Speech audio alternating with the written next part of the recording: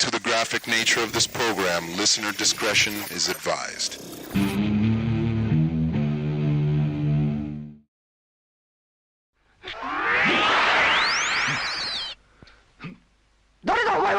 アーチボルド・ウィトウィッキーの子孫サミュエル・ウィトウィッキーはお前か。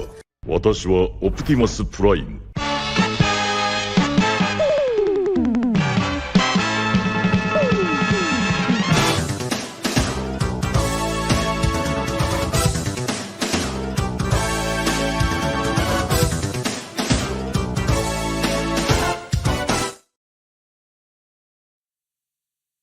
Greetings, universe. My name is Orbital Bacon, and I am certified G1 and a real freaking prime.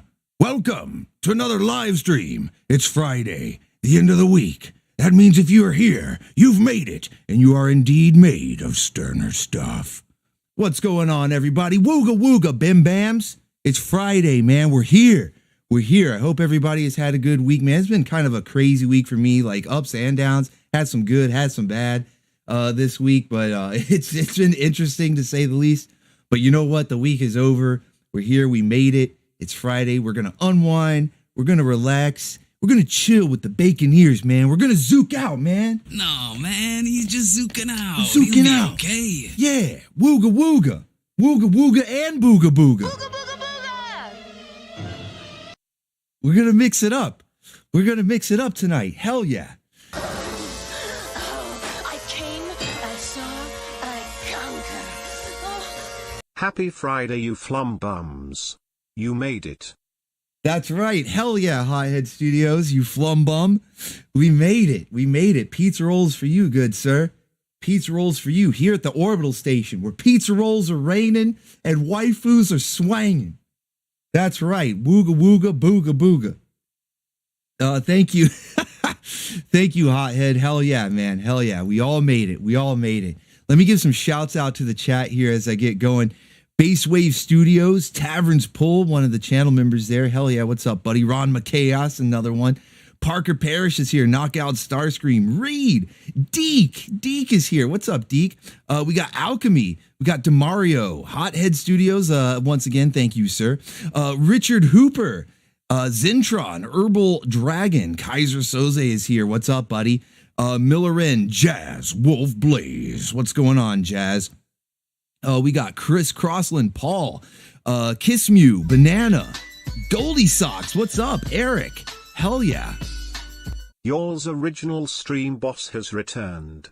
Boat to me or no pizza rolls for you. Speed Motion Samick coming back. Hell yeah, dude. Pizza rolls for you. But you know what, dude? You're going to have to fight for that title, man. You're going to have to fight for that title. You may have been the OG. You may have been one of the OG stream bosses. But there's a lot of new contenders here, man. There's a lot of new contenders. Hell yeah. So we got Prince of the Abyss in here. We got No Name, Johnny Lee Rollins, Aircuss. What's going on, guys? Hell yeah, man. So many familiar faces, some new faces in here. London 1960, or I was going to say 1965, but 19657. I don't know. Crazy numbers in there. Pedro is in here. Alex Shaw. What's up, guys? And anybody I may have missed, I'm going to keep an eye on the chat, give you guys shouts out as we go along, because we got plenty to get into tonight. As we do every Friday, we're going to be recapping the shows that we watched last Saturday and the shows we watched this week, and basically going over the best memes, the best quotes, the best moments, you know, the most potable moments. And then we're going to round up some waifus, as we always do. We're going to round up some waifus at the end of the stream. We got plenty to round up. So, like I said, it's been kind of a hectic week for me. I was having some computer issues. Hopefully the stream goes okay. Hopefully I didn't just jinx it, but it literally shut down like 10 minutes before the stream started. That's why the stream was a little bit late to start. Yeah, I'm making up words, Prince. I'm making up words. But that's why the stream was a little bit late to start, because my computer just shut itself off like 10 minutes before the stream was going. I think I had too much running. I don't know. It's old. It's older than I am. No, I don't know. It's decrepit, I guess. I don't really know what's wrong with it. I think it's like overheating or something. So hopefully the stream stays up and we don't have any issues, we can get through while we're going here. And then we're going to go over some memes. We're going to round up some waifus. And of course, we'll talk about what we got planned for the coming week. So hope everybody had a good week. You had to have had at least as good, if not better, a week than me. Because like my computer freaking out is just the tip of the iceberg. So like, hopefully you guys are doing good. But we're not going to talk about problems because the week is over, guys. The week is over. It's done. We survived. We survived. McWaffle says, what you gonna do when the WWO runs wild on you? What you gonna do, brother? What is he gonna do? Like, I really want to know. What are you actually gonna do? Hell yeah. So we've got plenty of stuff to recap. A few updates before we get into the memes and stuff. I've seen some people asking a lot. Well, okay, first let me preface by saying I get a lot of requests or suggestions, whatever you want to call them, people that are like, hey, why don't you play this show? Why don't you play that show? And I'm aware that, the channel's been growing pretty steadily over the past few months at like a great pace. Like I'm blessed at the subscribers that are coming in here. But that being said, it lends to a lot of people who may not be familiar with some of the older shows that we've watched, the Lasso saga that resulted in some entire series being taken down, like Roswell Conspiracy, Sky Surfers, Ultra Force. What else did we have? Mummies Alive is one of them. So that was one thing that I wanted to talk to you guys about, was that we have a lot of requests coming in for shows that we've watched. If you've been around if you're a long time Baconeer, if you've been around the channel for a while, you're old cheese, you're old moldy cheese. If you're one of them, if you're one of my old cheese bros, my old moldy heads, then you would remember a lot of the shows that we watched even before the Lasso saga, before the copyright stuff started happening. And we watched Mummies Alive, Sky Surfer Strike Force, Ultra Force. I already named a bunch of these. But I've been getting a lot of requests for these to be viewed. And I'm assuming anyway, that they're new viewers that have no idea that we already watched these series over on the second channel because it was during the whole copyright strike Lasso saga thing, right? And this is just one example. There are actually a couple of series over there. There's Mummies Alive. There's Tales from the Crypt Keeper. It was basically the entire month of October. So anything that I played for like Halloween, any show that fit into Halloween, I was having to play over on the second channel because for a good half, I'd say, I think like 2 out of the 4 weeks of October, my main channel was down. We had the Mummies. That's right, Alex Shaw. We had the Mummies, dude. We did. We had the Mummies. But I'm thinking we should have the Mummies again, dude. Pizza rolls. You know what? We had the nuggies. Even though these are pizza rolls raining down, we had the nuggies. Yeah, and we should have them again. What do you guys think? I want to ask you guys, cuz the people who show up to these live streams are like the diehard regulars, like every stream or nearly every stream I see you guys. I have almost all your names memorized. Like that's how regular you are. Like I said, you're the oldie moldy cheeseheads. the moldy oldies. You're the moldy oldies, and I love you. And so I want to know, like, what do you guys think? For those of you that show up to the stream here, what do you think? Should we do rewatch parties? And I guess that's what, for lack of a better term, like that's what it would be. So I know there's going to be some people that are going to say, oh, we already saw this. We already watched this. Didn't we already see this? But they're probably not like tuning in every single stream. They may not be keeping up to date with everything that goes on. But for those of you that are here, you're usually pretty up to date. You've seen most, if not all of the shows.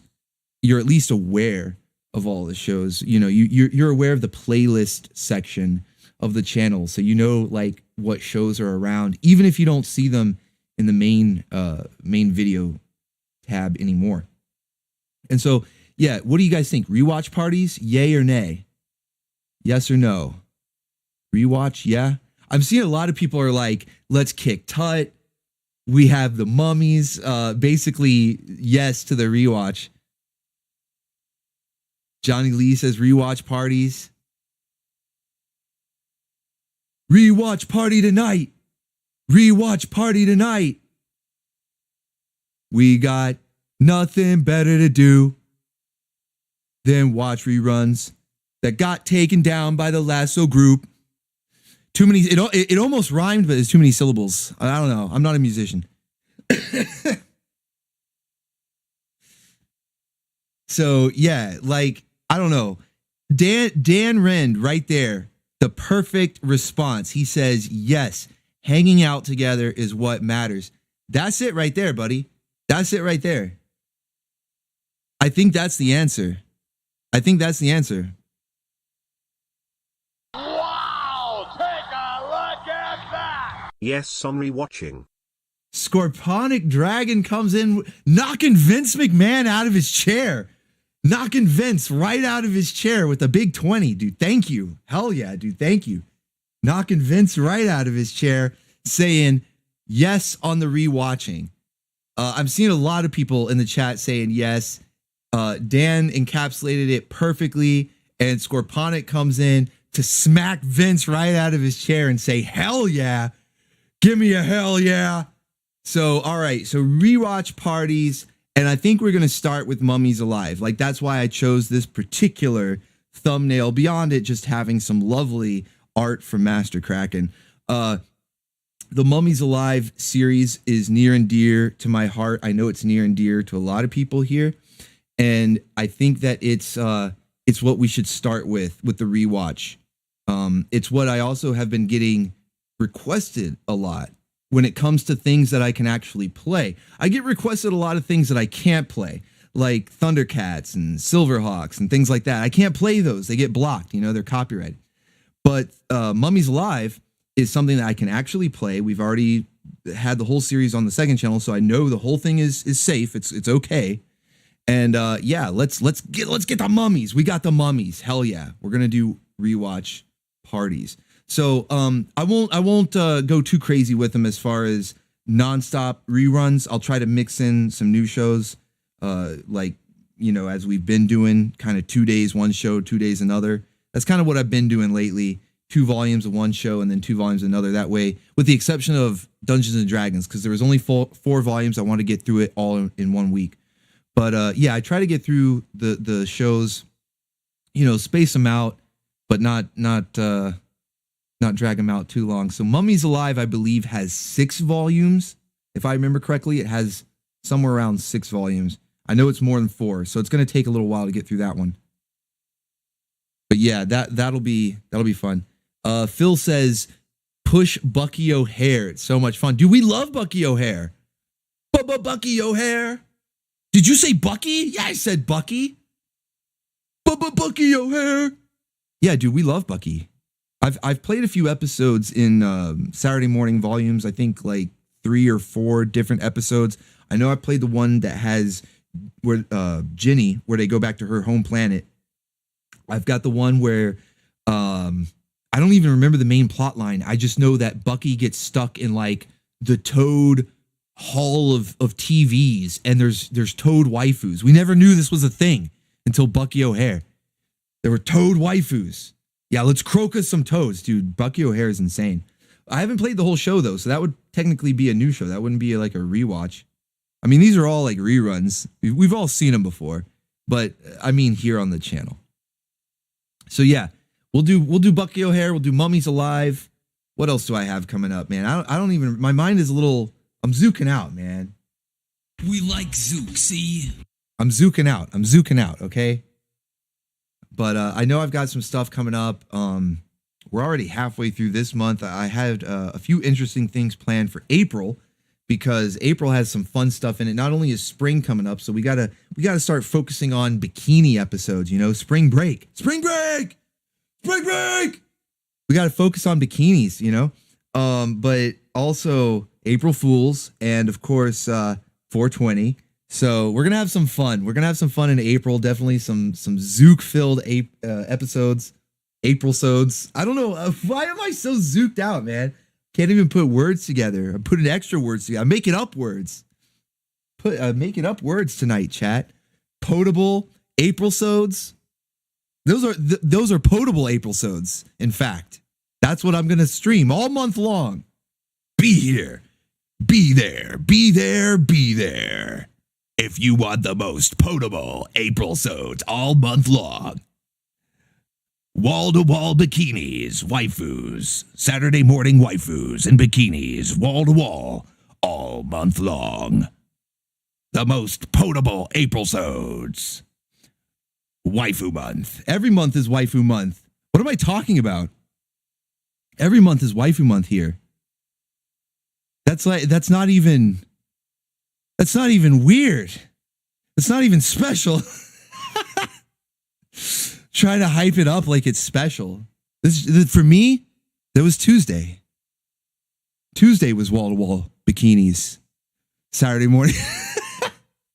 Tuesday was Saturday morning waifus and bikinis. Wall-to-wall. From the windows to the walls. Saturday morning waifus and bikinis. All month long. That's all this channel is. Waifus and Sorry, guy, I can't even keep it straight. I don't know what's wrong with me tonight, guys. I'm really on the zook.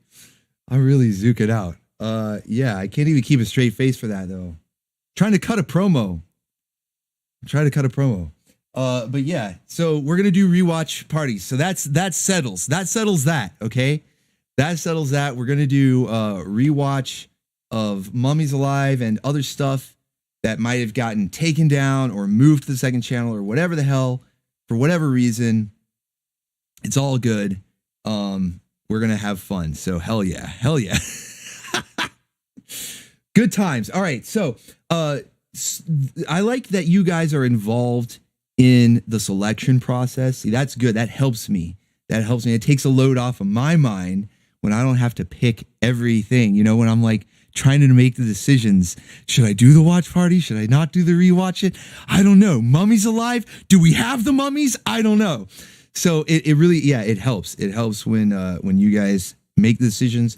And so I want you guys to continue helping me make the decisions. And I don't know if you guys noticed, but tomorrow morning is the 40th volume of Saturday morning cartoons here on the Orbital station. Now, if you look at the playlist, it might say that there's only 39 videos, and you're like, hey, wait a minute now. But that's because volume 10 was nuked off the face of the earth by the Lasso group. It didn't just get like one of the episodes within it blocked where I had to, remove it, clip it, whatever you want to call it, trim it out, whatever the word is, where it just removes the episode, whatever. No, they first they blocked the episode. Then they went back and marked it as for kids so nobody could leave comments. And then they went back and just struck it. So it was just deleted. It was gone. So volume 10 no longer exists. However, keeping in the spirit of my OCD, I've been just running with the numbers as if volume 10 still existed. And so tomorrow is volume 40. It is the 40th week in a row that I've been doing Saturday morning cartoons. However, since volume 10 was was deleted, I do want to eventually, really soon actually, I want to go back through and correct that number system so that not only do you see 39 as the number in the playlist, but that it says 39 volumes. And so it would be next week would be technically volume 40 in the new numbering system. This is the 40th week in a row. This is volume 40. This is the 40th week in a row. But I want to fix the numbering system, and I want to make next week the official volume 40. So when I do that, I want it to be like a special thing, right? 40 is pretty big deal, I guess. I don't know. It's a round number. We're going to say it is. We're going to say it's a big deal because it gives me an excuse to involve you guys, the members, the coffee members here. Which coffee, if anybody's wondering, coffee is just Patreon. It's just it's like we have Patreon at home, okay? But it's actually better than Patreon. I like it better than Patreon. But anyway, that's a side point. For the big 4-0, I want to have members choice. Okay, members choice. So for all the current members, either message me on Discord or message me via Coffee, because Coffee has its own message system. But most of you guys, I'm pretty sure almost all of you are in the Discord. And if you're not, let me know. I'll send you a link. I should probably put a link in the chat, but I don't have Discord open right now.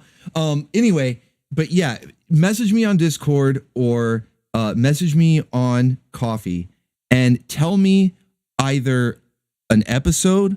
If you know a specific episode, tell me the episode. Or if you don't know the specific episode, just tell me the show that you like, that you would want to see. You can say whatever episode, but this show. If you have a specific episode, awesome. And there's like 20 something members. I think there's like a couple dozen members. There's like 24, 25 members. So there's enough to where we could do a couple of these. And I'm also thinking that there's probably going to be people who turn in duplicates, maybe not like the exact same episode, but there's going to be people who say like, oh, I want Biker Mice from Mars. And then another member is going to say Biker Mice from Mars. So that, two birds with one stone right there. Right. So, I'm thinking that out of 25 members, I'll be able to get at the very least one, if not two, because for anybody who doesn't know, I put 8 shows in every Saturday morning lineup. Any Saturday morning lineup that has like 7 shows is either a 2-parter is in there, so there's still 8 episodes, or something got deleted because of a copyright block.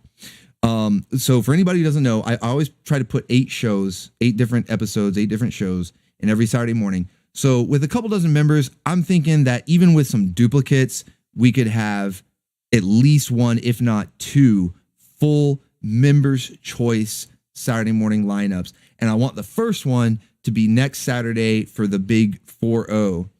Aldrin says big O someday. Hey, Aldrin, if you were a channel member, or if one of the other channel members is seeing your suggestion and thinking, hey, I'd have a bit of that, I'll have a bit of that. So yeah, I just wanted to, not to do too much hot dogging and grandstanding, but that's why I'm pushing the Coffee page, because not only does it really help the channel, because as I was saying, my computer is shitting itself, so I just bought a new one and that drained me. But yeah, so it really helps, really helps. Is that in fact I wouldn't have been able to replace the computer, and that's how recently I had to do it. I'm still waiting for it. It's shipped out, right? I wouldn't have even been able to order that without the support of the Bim Bams, of the Baconeers. So it's not just for hot dog and grandstand and whatever. It does really support the channel. It does really help out. But I also think it's really fun to have you guys involved in stuff. For anybody who's been reading what's on the screen, you can see that I do like to try to keep you guys interacting and voting on shows that we can see, having members' choice lineups. You get line art from Master Kraken at the highest tier there, the Ultra Force. You get access to like video downloads, which some stuff I can't even put on the channel. So like we get to talk about stuff in the Discord that we don't even get to show on the channel. So really a lot of fun. I like to interact with you guys as much as possible. And that's really what it all is about at the end of the day. So that's so we got rewatch parties, we got member choice. So members, channel members, and anybody who's thinking about becoming a channel member, start thinking about what show or a specific episode, even better, that you would want to see in a future Saturday morning lineup, because you're going to get to pick one very, very soon. All right, next up, speaking of interacting with the community, with the Bim Bams, the Baconeers, because you guys are awesome, we have a waifu stable. It's a lovely day. It's a lovely day here on the farm, here on the Bacon Ranch. And we've got a nice stable of waifus from Hothead Studios. Hothead Studios is a longtime Baconeer. You guys probably recognize his name because he's oftentimes the stream boss, which I need to give proper shouts out. I've been kind of slacking off here. I apologize. But proper shouts out to the stream bosses tonight. I know that Hothead came in. I believe he was the first, if memory serves me. Hothead came in as the first stream boss, but then Scorponic dethroned him.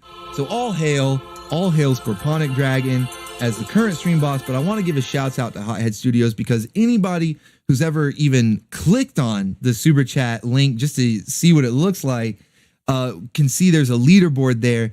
and you will pretty much always see Hothead Studios somewhere around the top, if not sitting at number 1. Big supporter. Can't thank you enough. And this is just sort of like my way of thanking you. Is I want to review your waifu stable, man. I say, hey, tell me your top 5 waifus that don't even necessarily have to be like top 5 favorites, but just like top 5 that you like seeing or would like to see around. In fact, sometimes the more obscure, the better, you know, because that's how we do it here. We like to have the non-mainstream stuff. Everybody knows April O'Neil and all that. Not that there's anything wrong with April O'Neil. We love her, but everybody knows who she is. We want some of the more obscure, rare waifus, you know. It's a lot of fun. It's a lot of fun that way. So hell yeah. So we're gonna be reviewing Hothead's waifu stable, and let me make sure I have all the information pulled up here. All right, so first up we have Terra from the Herculoids.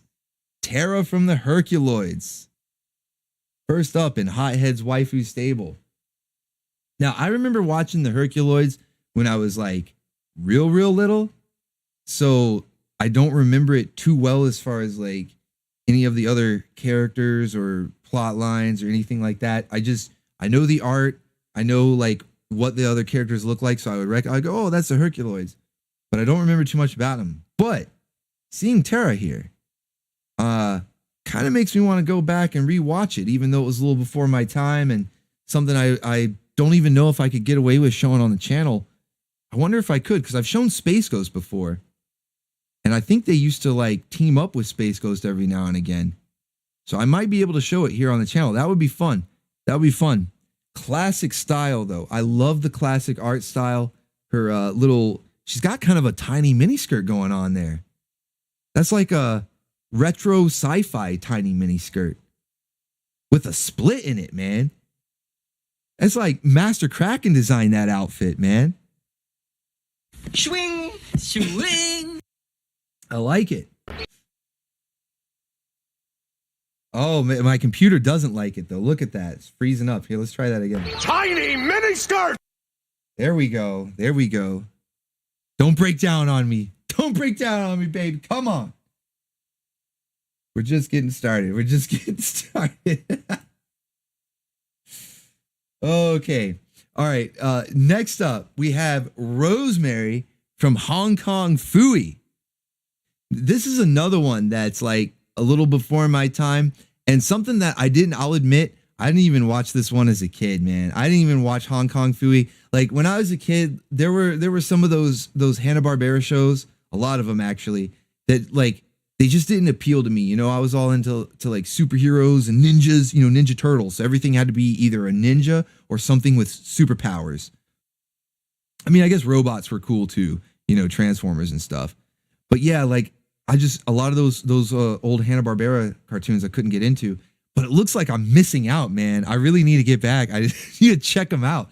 Missing out. Yeah, Rosemary from Hong Kong Phooey, man. Hothead Studios so far. Very good taste, man. Very good taste. All right, next up, you guys could probably tell by the silhouette, we have Harley Quinn from Batman, the animated series, specifically that one. Not this modern Harley Quinn crap, whatever's going on. I don't even know what they're doing. Can't even recognize these characters anymore. But this is the classic, original recipe. Mama's homemade Harley Quinn. Let me get some of that Mama's homemade Harley Quinn.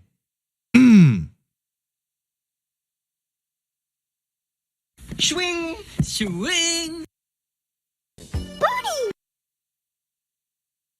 Dude, Harley Quinn is like a classic waifu, man. She is a classic waifu. Like, I know I was kind of saying, yo, we like obscure, you know, April O'Neil, blah, blah, well-known. And Harley Quinn's probably more well-known than April at this point. But she's too classic. She's too classic. This particular version, the original version, is like, what's the word that I'm looking for? Where it has such an impact on all of pop culture. It was like, is iconic. I don't know if iconic is the word I'm looking for. I don't think that's it. I don't think that's the word I'm looking for. But she was so like important to to the basically the overall history of nerd culture, comic book history, all of that. So yeah, Harley Quinn definitely deserves to be in the stable. She might be a little too popular to be in a waifu stable. She's so like everybody would want her, you know. So I don't know, but we'll let it slide. This is a new gimmick.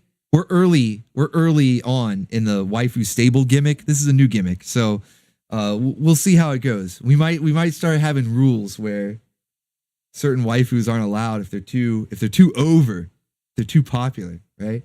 But no, but no, hothead. That's excellent taste. Excellent taste. Next up, we have Red. Tex Avery's Red. I think that's her name, right? Isn't that like her official name? Just Red. I just know her as the girl that the wolf is like bugging out over. Shake your booty! The wolf was losing his mind. Where the eyeball emojis. He's one of us. It's where it came from. All those eyeball emojis in the chat. That's where they come from. The wolf. Yep. Red. Definitely top tier. Excellent choice, hothead. Just red. That's all. Yeah, that's all it needs to be. Red. It says it all. Natural red, for sure. You can tell. Even her eyebrows are red. That's how you know. That's how you know the carpet matches the drapes. When the eyebrows. That's always a tell. You know, when guys go up and like they see a blonde or a redhead or whatever, and they try to joke around. Oh, the carpet makes the drapes. You know, there's like a cheat code, right? Just look at her eyebrows. It doesn't always work. It's not like 100%. But it is a life hack. It's a life hack. Always check them eyebrows. She's got red eyebrows. Buster Keaton! I am two eyes.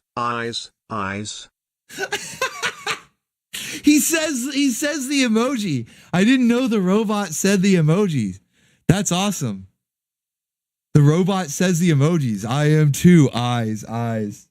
Swing! Thank you, Scorphonic. Hell yeah.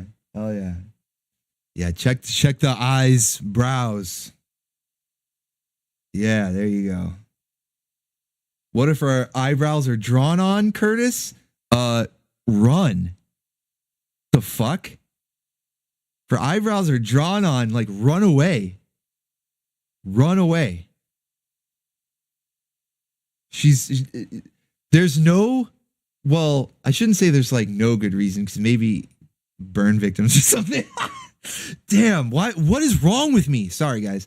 But there's no like good reason for a girl to willfully have no eyebrows. Okay?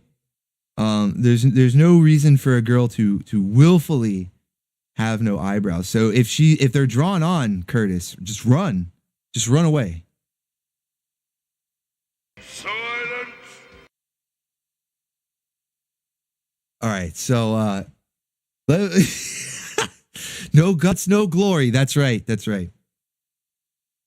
All right, so finally, the bottom babe in his waifu stable. Let's check her out. Let's reveal Hothead's bottom babe. Rally Vincent from Gunsmith Cats. Wooga wooga. Booga booga. Swing! Gyat. Booga booga booga! I don't know. I'm just hitting all the buttons. I'm just hitting buttons. Rally Vincent, bottom babe, number one waifu in Hothead's stable. A fine choice, sir. A fine choice. The whole stable is excellent. I approve of all of these. Harley's the only one that's like, not that I don't approve of her as a top tier waifu, but that's just the thing. She's so over. She's like like the equivalent of a world champion, right? She's like John Cena, everybody knows. And so, it's a wonderful lineup though. A fine choice. Excellent stable. Pizza rolls for you, good sir. The pizza rolls are raining. The waifus are swanging. Oh, give me a home where the waifu roam. where the pizza rolls rain and the waifus do swang.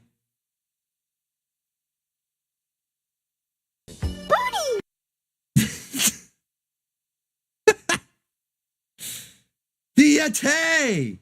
Siete! Yeah, I am. I'm just hitting all the buttons, Alchemy. That's my 2024. Yeah, that's my campaign speech. Orbital Bacon 2024. I'm just hitting all the buttons. Vote for me. I'm just gonna. As soon as I get in there, I'm just gonna mash buttons.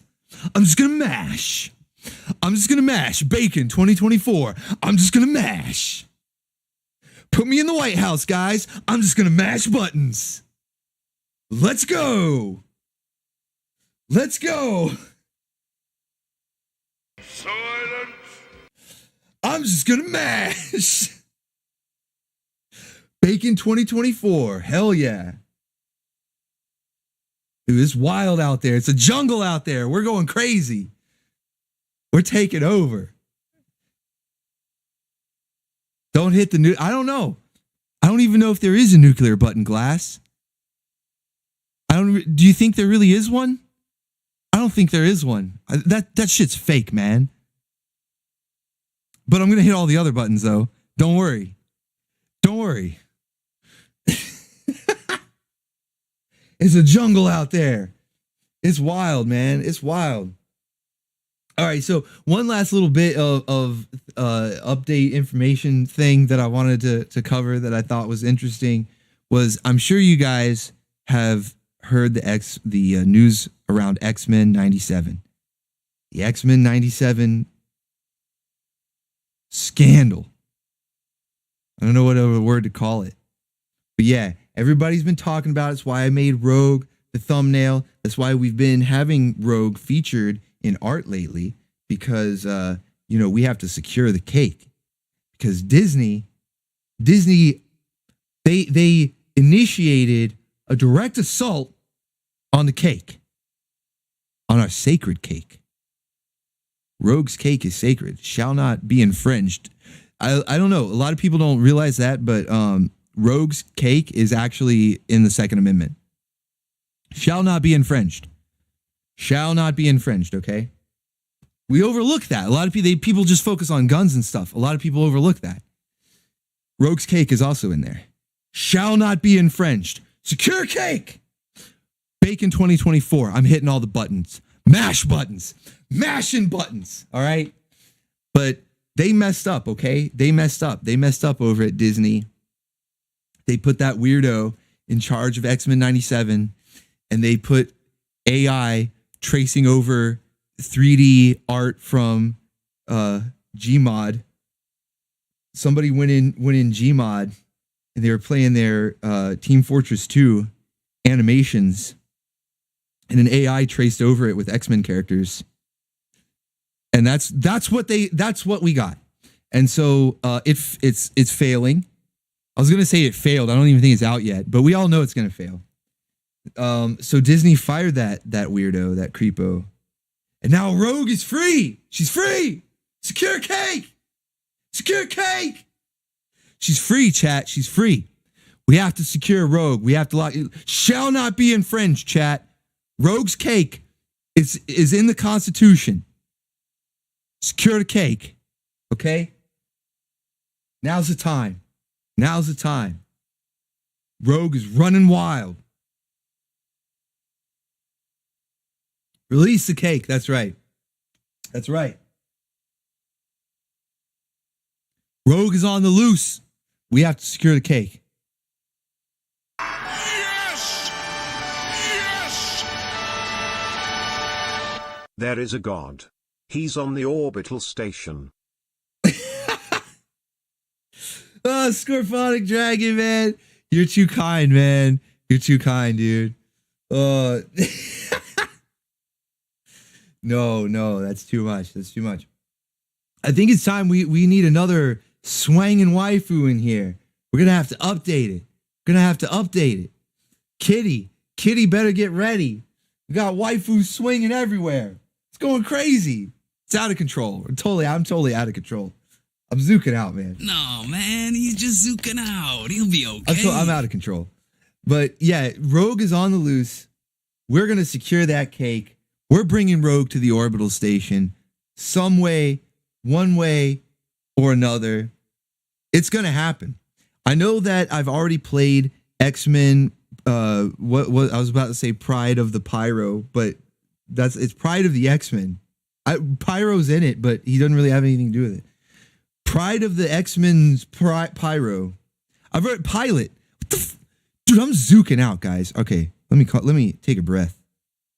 Look, we like Zook, okay? All right. So I've already played the pilot, Pride of the X-Men. There. That was way back in like volume 4 of Saturday Morning Cartoons. We've already done that. Rogue's not even in it.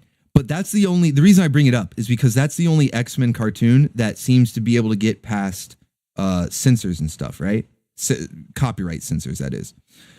The 90s cartoon that we all know and love is Under Lock and Key by the Mouse. Not the good mouse. We're not talking Musette. We're not talking the biker mice. Talking that damn mouse. So I'm trying to figure out some kind of thing, maybe like the X-Men anime or something, although I don't know if Rogue was in that we could officially wrangle Rogue and bring her onto the orbital station. We got to figure, there's got to be a way. Maybe, I know there was an episode of Spider-Man that the X-Men showed up and she was in that, but that probably gets blocked too. I don't know. Put your thinking caps on, chat. Put your thinking caps on.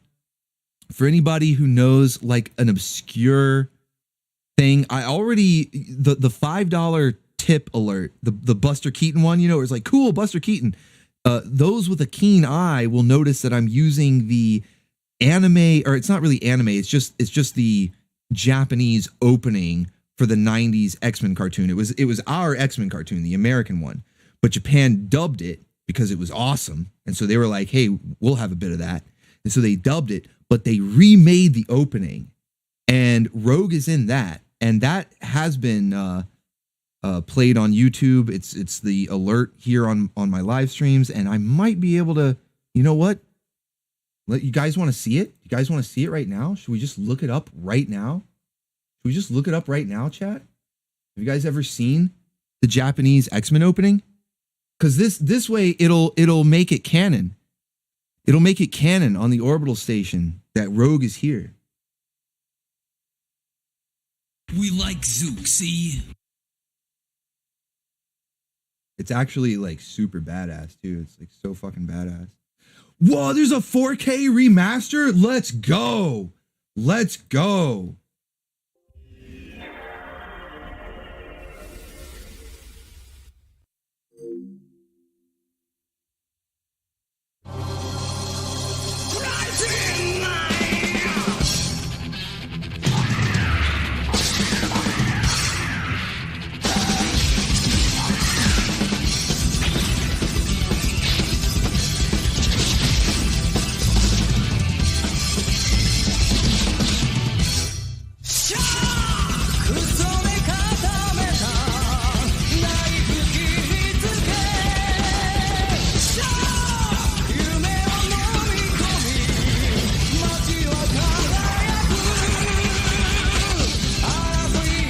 There she is, there's a girl.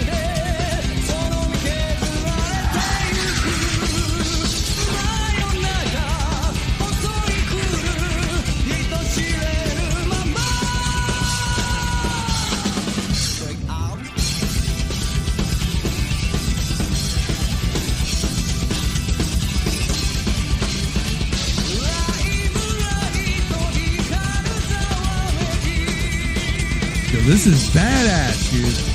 There she is. There's a girl, man. Rogue is on the loose.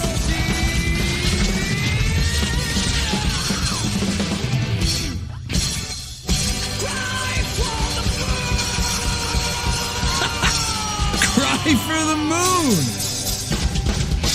Cry for the cheese.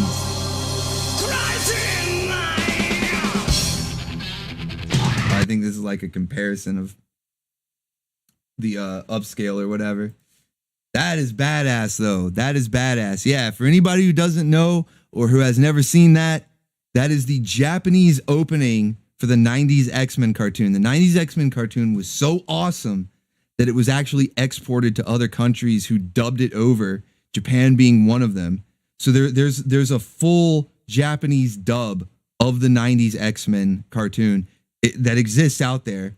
And you would even recognize some of the voice actors. Like, I know Mr. Sinister is voiced by the Japanese voice actor for Alexander Anderson from Hellsing, who also does one of the belts from Kamen Rider. He's been in a lot of stuff.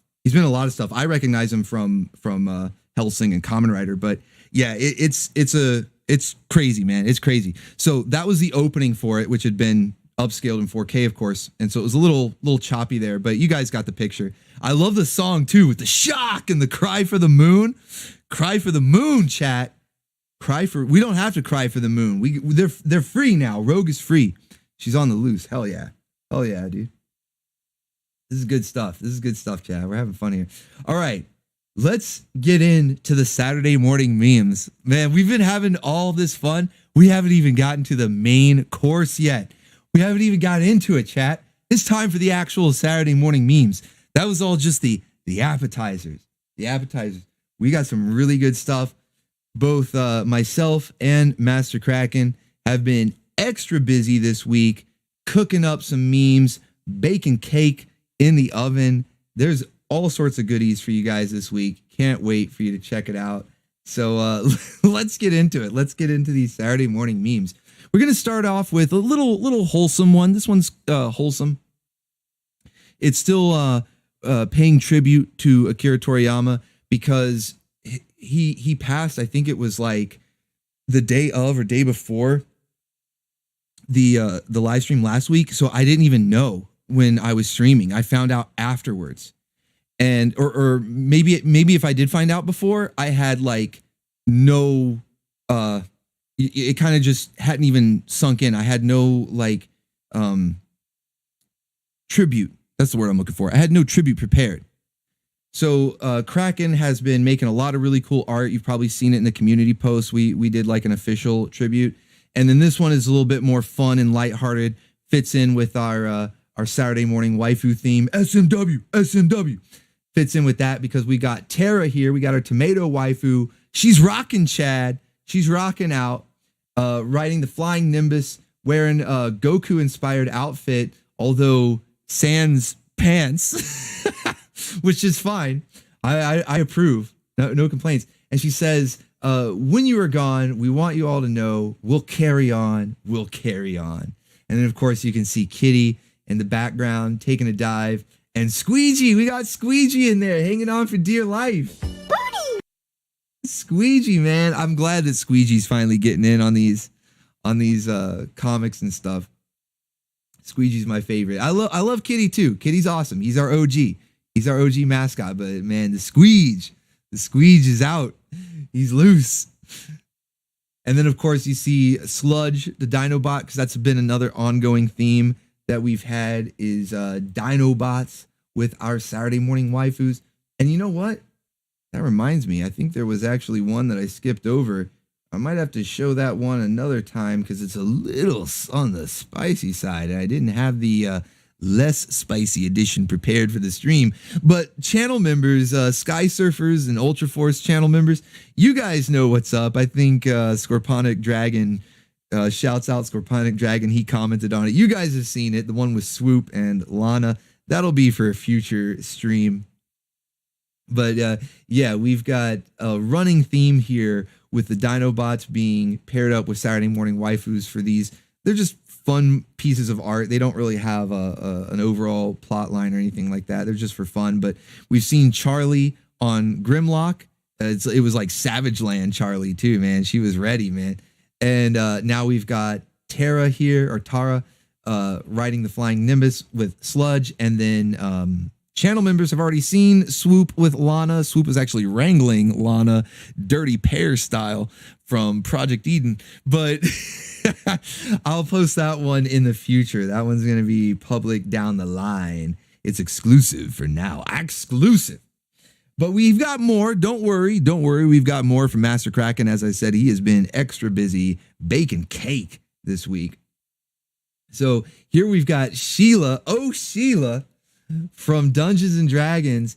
And we see that she's made a trade here with Kitty because, see, Kitty, he's got a lot of hobbies. You know, most people think that Kitty just likes to steal outfits and particularly Pantsu. But Kitty has a lot of different hobbies. You know, Pantsu is like kind of a specific one. He also likes armor. He collects a lot of different armor, right? And so Kitty has made a trade with Sheila, given her some tailor-made, custom-made Dr. Doom armor in exchange for the Pantsu, you know, a small price. Swing. Swing. And she says, okay, you can keep those and the cape. Oh, she's also given the invisible cloak to Kitty. Uh-oh. Kitty's going to be dangerous. Kitty's going to be unstoppable with the invisible cloak.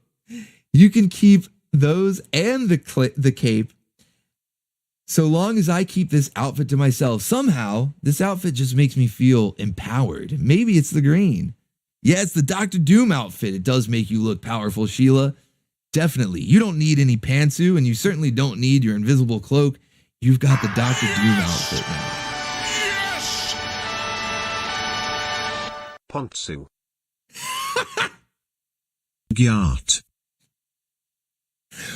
Pantsu. Dude, I gotta clip that. Just like the Gyat. gyat. Pantsu. He sounds so dignified.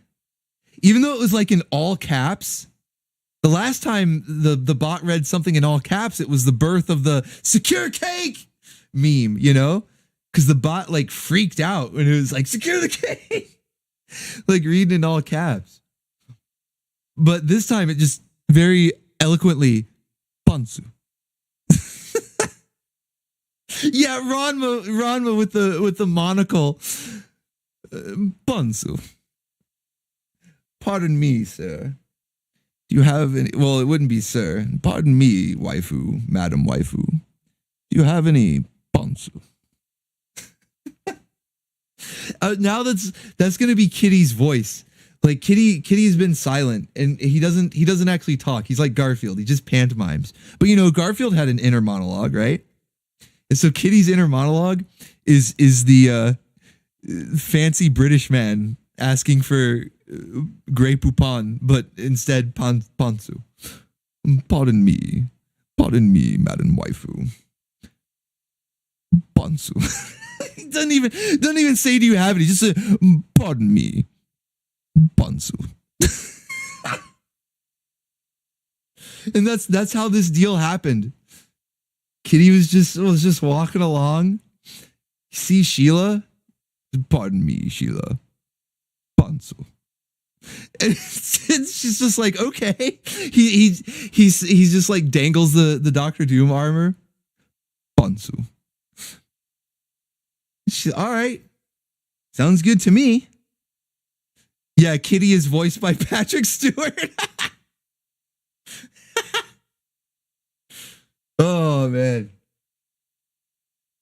Oh, Kitty's been busy, man. Kitty's on a mission. Kitty is on a mission. Because we watched some pole position this past Saturday. And even though Tess has already been wrangled, Sheila was wrangled last week. That's not going to stop Kitty. Kitty's on a mission. Kitty's on a mission. And he's still, even though he's in a whole new setting now, and he's wearing like the race jacket and everything, he still talks the same. He's still, pardon me, Tess. Pantsu. She's like, after last week's adventure, I'm not taking any more risks. I'm ditching the kid, the previous cat, and my bell bottoms too. So why don't I feel any safer? I don't know. You should feel safe with Kitty around. Kitty's going to protect that booty. Kitty's going to secure the cake. All right? Secure the cake. You're fine, Tess. You're totally fine. Everything's fine. Don't worry about it. Don't worry about it. You made the right decision getting rid of the bell bottoms. I don't know about the previous cat. I guess she's talking about Kuma. What's wrong with Kuma? Kuma's not that bad. As like annoying little sidekicks go, Kuma's like the best one. He's the least annoying. Actually had some funny moments. He even dressed up in some funny outfits. Gave Squeegee a run for his money. Not officer, sheriff Squeegee. Gave him a run for his money. Yeah, Kuma's good. We like Kuma. He's not really a kitty. He's like a raccoon monkey. I don't know what he is. I don't know. Kitty, yeah, Kitty's a cake protector. He is. He's a vigilante. That's why Kitty's home is on the orbital station. I gave him his own room, his own space. He has a home on the orbital station because he's a vigilante. He protects the cake. He secures cake and acquires Pansu. Cake position. Cake position. Gyat. Dude, this bot needs to wake up, man. You're putting it in all caps and the bot sounds sleepy. He needs to wake up. This bot better wake up. I'm going to send Kitty after it. Kitty's going to say, pardon me, bot. Pantsu. All right. Next up, we have another waifu that has already been wrangled, but supplied us with a lot of memes this week. Charlie has really been stealing the spotlight. And I don't know, chat. We've been talking previously on like Saturday morning cartoon volumes and of course the Biker Mice from Mars watch parties and stuff. I've seen people debate in the chat if Charlie is even better than April. Because that's saying a lot. You know, April is considered probably the #1 Saturday morning waifu. She's like the OG, the proto waifu, whatever it's called. But Charlie girl here, because she's been growing on me. Like I always liked her. I always, Biker Mice from Mars. It was goofy as hell, but I still watched it as a kid. I got some of the toys, and I had a little bit of a crush on Charlie. But rewatching it now, instantly it was like, man, I'm digging. She's a top waifu material. And the more we watch it, and now that we've actually finished the series, in fact, it's like kind of tough to say. Like, I think I might like her better than some of these other waifus. And maybe April isn't fair to go after. I feel like maybe I'm picking on her too much. I don't want to pick on April too much. But I feel like Charlie is risen in the ranks. Her stocks are rising, okay? Charlie's stocks are rising. She's risen in the ranks, and she's become a top-tier waifu. And so not only does she have the waifu appeal, she's cute, she's a mechanic, got a nice voice and good personality, all that stuff. But she's been showing up in these last, I don't know, was it the last season or did it start in the second? I think it started in the second season and all the way through the last season. Basically, when Greg Johnson became the writer, because Greg Johnson wrote the last chunk of Biker Mice from Mars. And for anybody who doesn't know who Greg Johnson is, he wrote a little show called Wolverine and the X-Men, which even though it only got one season, is freaking awesome and has tons of waifus. We were talking at the beginning of the stream about wall-to-wall waifus. Wolverine and the X-Men has wall-to-wall waifus, and they're all written fantastically. And Greg Johnson, yeah, he wrote that, and he wrote some comics. He wrote a bunch of other shows and stuff too, but that one is like, for me, the biggest because I own the series on DVD. It only has one season, but I have it on DVD. I've watched it countless times. I love it to death. And so, yeah, whenever I see his name pop up, I'm like, really? He wrote this? Should be interesting. And lo and behold, this whole last season that he writes of Biker Mice has Charlie doing awesome stuff. So we get to learn a lot about Charlie. She basically gets the bulk of her development in this last season, and we learn a lot about her. And one of the things that we learn about her in one episode, in fact, this one episode, we learn a lot, that she is a fan of Shakespeare, like old plays, old fairy tales. She's kind of a kid at heart. Not so much a geek like we would be, if we think of being a kid at heart, because we were nerds as kids. We're still nerds, right? So if we think of being like a kid at heart, we think of being kind of nerdy, but she's not quite like that. She's a mechanic girl. She talks about doing senior skip day and stuff. So I don't know how nerdy she was, but she is a kid at heart because she likes fairy tales. She likes Shakespeare, you know, Romeo and Juliet, stuff like that. And so it was her birthday on this episode, and she convinced the mice to take her to a Shakespeare play. And so we get to see a lot of different outfits as well. Not only do we get to learn a lot about her, but we get to see her fashion sense, man. So we get the green dress. This is what you've been seeing on screen here. Is we get the green evening gown here that she wore. But then they actually get sucked into the plays. It's a long story. You'd have to actually watch the episode to understand it. It's zooking out hardcore like the whole show is. But this episode in particular was heavy on the zook. And they end up getting sucked into the books. And so we see not one, but two princess dresses. We get this one here, and we get a blue, and we get pink. So each color variety with a couple of different headdresses as well. The cleavage is on display. Yams out in both dresses, though. That's one thing that I like in both of them. Yams out. Heavy on the zook. That's right, Goldie Socks, man. Heavy on the zook. So we get, not one, but two princess outfits while in the Shakespeare books. But it doesn't even stop there, because we get Toga Party Charlie. Now, this is something I'm definitely going to have to go back and talk to Master Kraken afterwards, because when I was going, I didn't realize. I remember there being a couple of different outfits because it was a crazy ass episode, and they were like zipping around all the different stories and stuff. And so I remember there being different outfits, but I didn't realize how many there were. I was like, oh, I thought there was just one or two, you know, the princess one, whatever. But we got the two princess ones. Then we get Toga Party Charlie. Now, of course, this is family friendly Toga Party Charlie. I think that Master Kraken could easily improve upon this design and give us a much better Toga Charlie. But yeah, we'll have that in the future. We'll have that in the future for sure. Yeah. Friends, Romans, countrymen, and then Tavern says, "Lend me your waifus." Hell yeah, man. That's what's up. We also got Charlie in a kilt. Now this was like the hidden gem for me. Okay, I don't know. I've got a soft spot for kilts. I don't know what it is.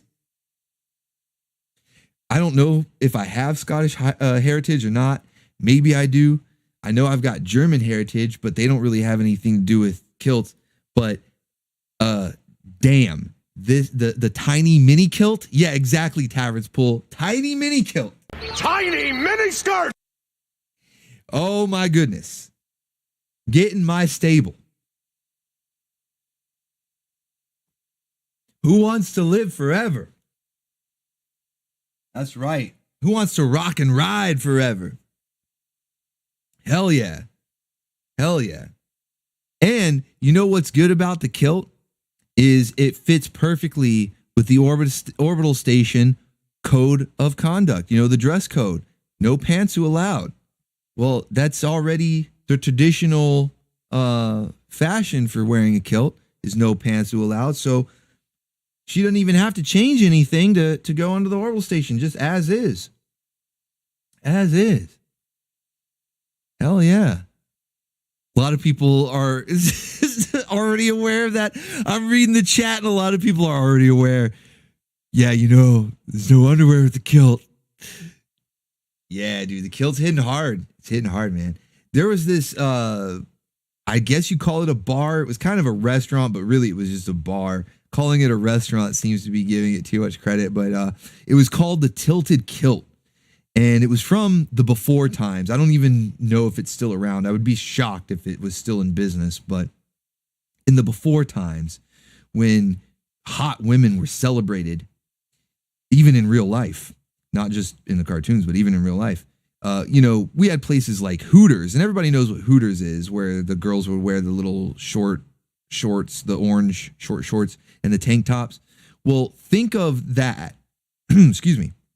Think of that like Hooters, but with kilts. So instead of the little short shorts and the tank tops, it was a tiny mini kilt and the button up top that's like tied in a knot, like how Britney Spears had it in that music video back in the day, or like how Hannah wears it, Hannah Dundee, how she wears her top, right? It was this place called Tilted Kilt, man. So that's what I'm gonna send Master Kraken. I'm gonna do some research for science. Okay, it's for science. I'm gonna do some research and find some images of waitresses from the Tilted Kilt for science, of course. And then I'm gonna send them to Master Kraken, and along with this picture of Charlie here, and say, perform your magic fusion dance upon this art. Upon this art, I want the magic fusion dance that only Master Kraken can do. So yeah, so we'll have Tilted Kilt Charlie next week. But that's not all we learned about Charlie. It wasn't just the love of Shakespeare and fairy tales and all the different outfits and everything like that. There was a new aspect to Charlie that was pretty damn interesting, if you ask me, because this one was I didn't see this one coming, because we've seen Charlie attempt to go augur mode in the past, but her aim was not very good. And she didn't really do it in like the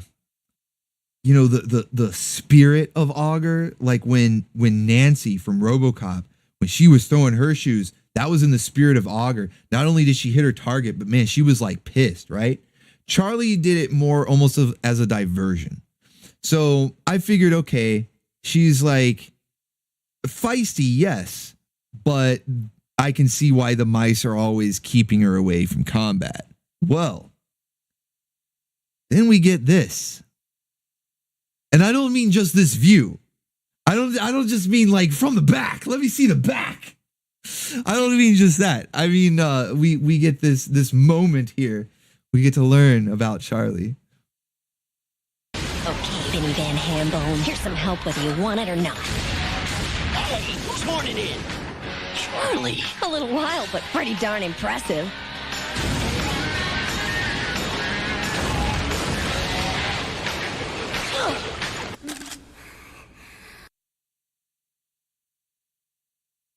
Amosexual confirmed. She was going crazy. She just started blasting. She just started blasting.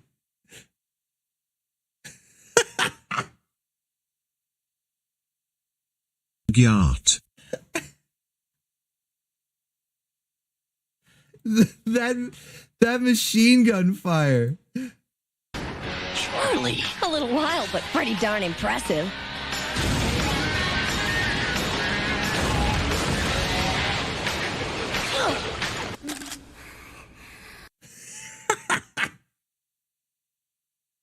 Yeah, you got to watch out for that kick. You got to watch out for that recoil. You should know that, Charlie. If you're going to look, Charlie girl, let's sit down and have a talk, Charlie girl. If you're going to be an amosexual, you have to understand recoil, kickback. All right? Take care of the jiggly parts. Secure the cake. Secure cake, Charlie. Secure cake. You have to be careful. There's nothing wrong with you being an amosexual. In fact, we here at the Orbital Station, we support it. We identify as chair and chair cell. We're weird here too. Yeah, she's got to learn those recoil physics. Exactly, Banana. She's got to learn those recoil physics. See, women, whenever they fire a gun, it causes it has a recoil effect that it's not just like kickback, like for guys, you just feel the force of the kickback. But for women, it causes all of the jiggly parts on their body to move. So you have to be careful. You have to treat the recoil with respect.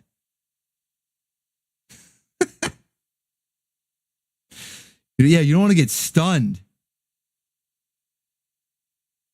Yeah, jiggle physics. It's science. It's simple science.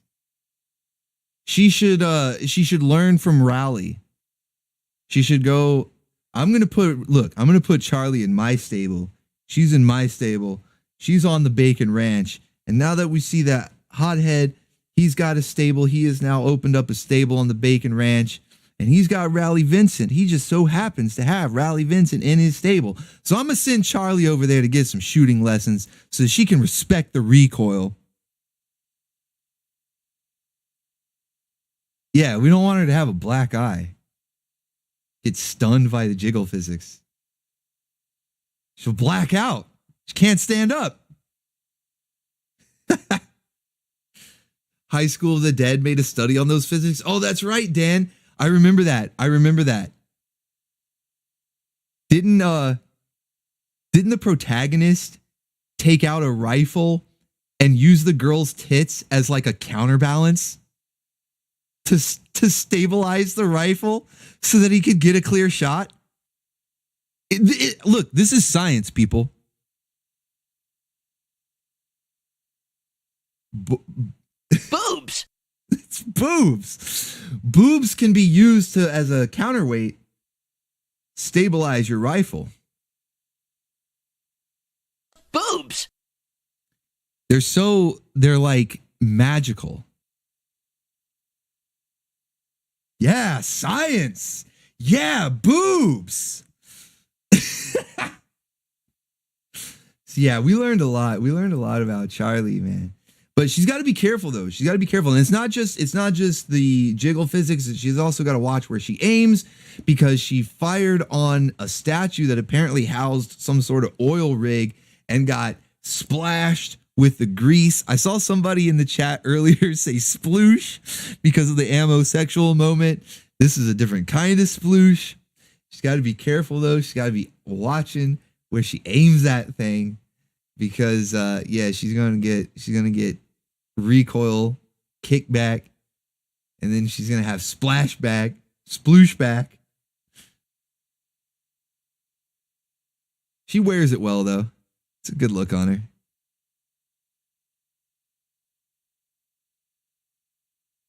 She was going crazy, though. She's out of control.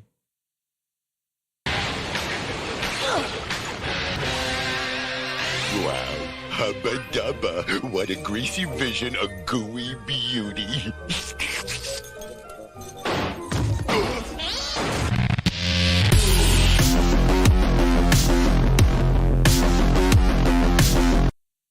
Hubba dubba. Yeah, see, Charlie, you got to watch out. If you're not careful, you're going to catch the attention of somebody. Hubba dubba. Yeah, he's one of us. He's one of us. He saw that greased up Charlie and he forgot everything. He forgot his own name. He's He's one of us. He's one of us now. I mean, she does look good in the grease, though. I'm not going to lie. She looks good in that grease. I could see Charlie having a successful mud wrestling career. Some sort of chocolate sauce OnlyFans. Wow, hubba dubba, what a greasy vision of gooey beauty. Hubba dubba. Man, that kills me. The hubba dubba. Hubba dubba. Booga booga booga!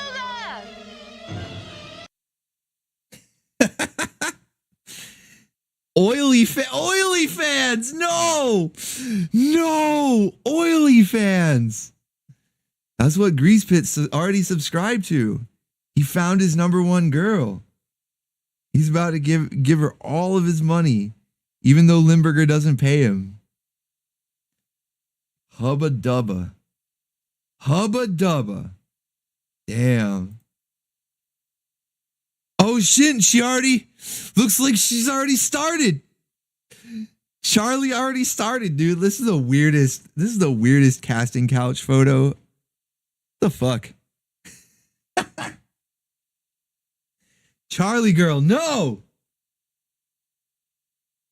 I really do need to get Charlie in the stable, man. She's out of control.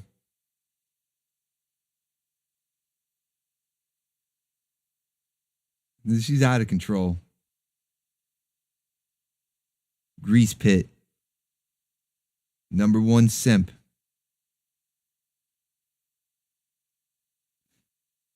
Dan says, and a new fetish is born. I don't know, man. Like, is it new? Is it new? Because, like, we have mud wrestling. We have, like, oily women in general, you know, when they do, like, the bikini photo shoots, the tropical, what is it? What's the suntan? It's not Tropicana, is it? Whatever that suntan is, and they oil up. It's like a thing already, right? Is it new? I don't know. I can't believe I'm a little disappointed in Charlie though. I'm a little disappointed in Charlie girl. Starting up the oily fans right away. Right away. Can't believe it. We did get to see the return of the biker outfit though. All is forgiven. And just like that, all is forgiven because we did get the return of the biker outfit. And not just that, we got to see the back. We didn't even have to ask, or Vinny didn't even have to ask. We got to see the back. So yeah, return of the biker outfit, which was awesome. And not just this biker outfit. And this is why I'm saying, guys, you know, Greg Johnson, he's the one who wrote all these episodes. And he's done Wolverine and the X-Men and some other shows and stuff that all have lots of like quality waifus. He knows what makes a quality waifu. And so he brought back all of these outfits. He had Charlie in all those Shakespeare outfits that we saw previously, brings back this biker outfit. And then we get the best biker outfit, the absolute best one, Hubba Dubba, cake is secured. The best biker Charlie has returned. And she was drawn just as thirsty. These animators, man, these poor lonely animators that are obviously having to work very long nights. But that's okay. Cuz we get to benefit from that with with biker Charlie.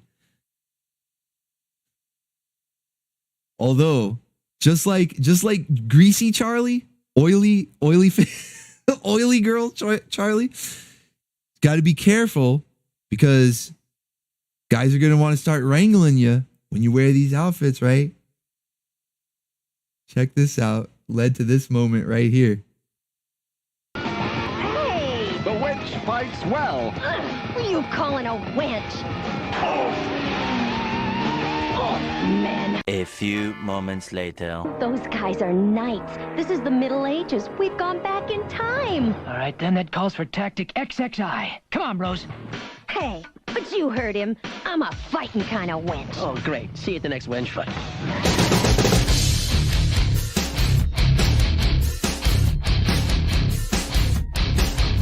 Yeah!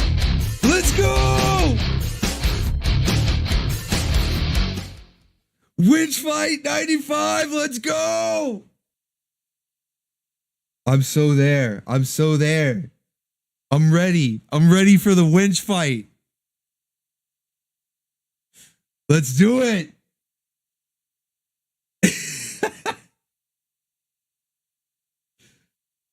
Wooga wooga. Winch Fight 95.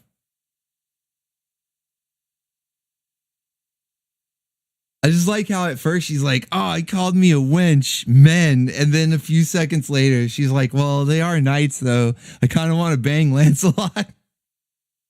She seriously starts like thirsting for Lancelot. And starts playing along with the whole winch thing, you know, playing right into it. Yeah, I'm a fighting kind of winch. But I'm a fighting winch.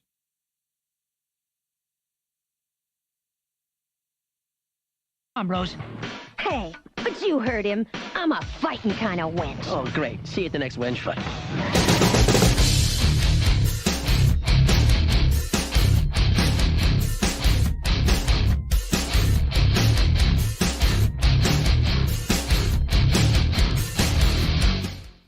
SMW, SMW, SMW.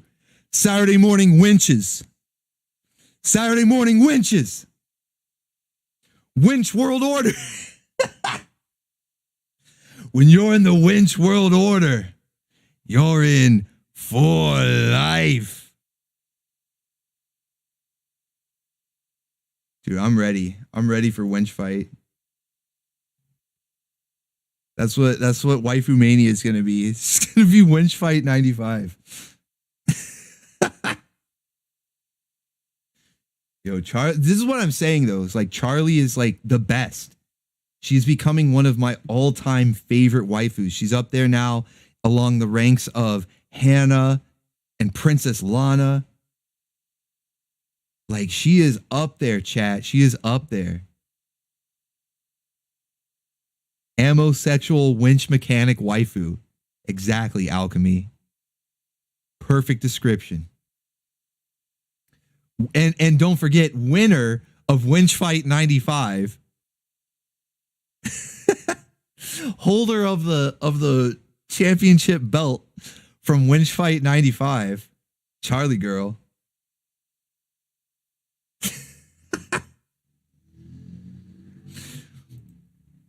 All right, and we did get one last